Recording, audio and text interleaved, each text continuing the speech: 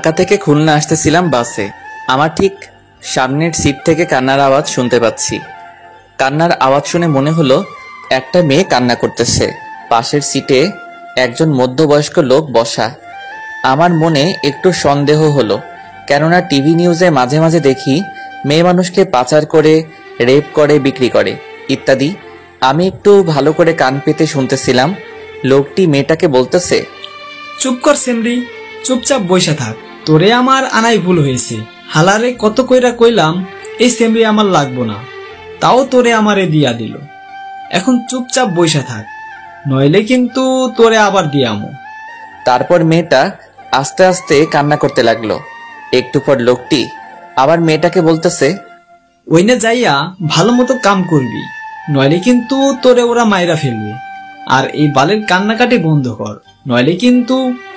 এইবার আমি কনফার্ম হলাম এই মেয়েটা কোনো খারাপ লোকের পাল্লায় পড়ছে। বাস চলেছে আর আমি সময়ের অপেক্ষায় আছি, কখন মেয়েটার সাথে কথা বলা যাবে। বাস যখন মাওয়াঘাটে পৌঁছালো তখন মাওয়াঘাটে প্রচুর জ্যাম। কমপক্ষে 4 থেকে 5 ঘন্টা সময় লাগবে। আর ঘাটে যে ফেরি আছে ওইটা 1 ঘন্টা পর ছাড়বে।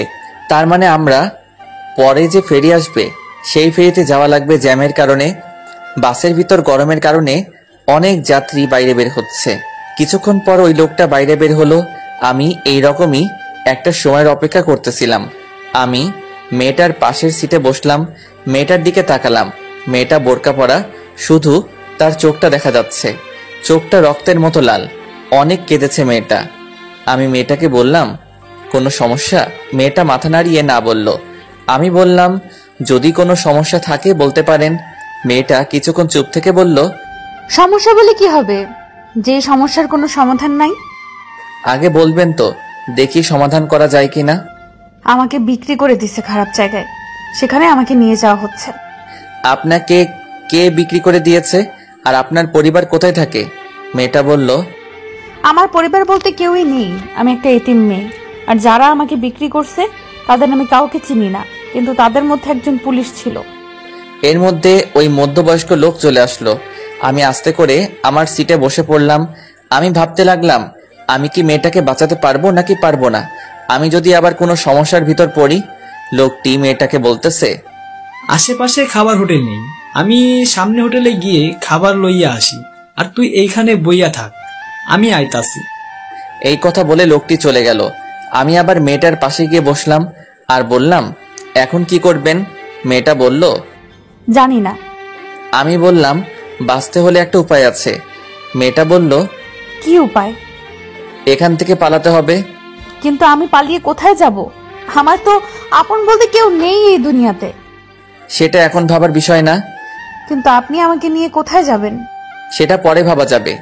কিন্তু কিন্তু কি? এই লোকটা চলে আসবে। যদি বাঁচতে চান তাহলে এখান থেকে এখনই পালাতে হবে। মেয়েটাকে দেখে মনে হচ্ছে ভয় পাচ্ছে।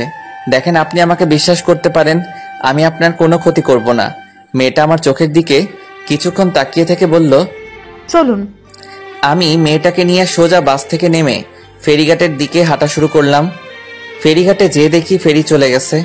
এখন কি করব কিছু বুঝতেছি না। এখন স্টিমার বোটে যাওয়া ছাড়া কোনো উপায় নাই। মেয়েটা বলল, কোথায় যাব আমরা? ভয়ে ভয়ে বলল কথাটা। আমি বললাম, আমার দাদা বাড়ি। তারপর স্টিমার বোটে উঠলাম। অনেক গতিতে চলছে। কিছুক্ষণ পর মেয়েটা অন্যদিকে ফিরে মুখের উপর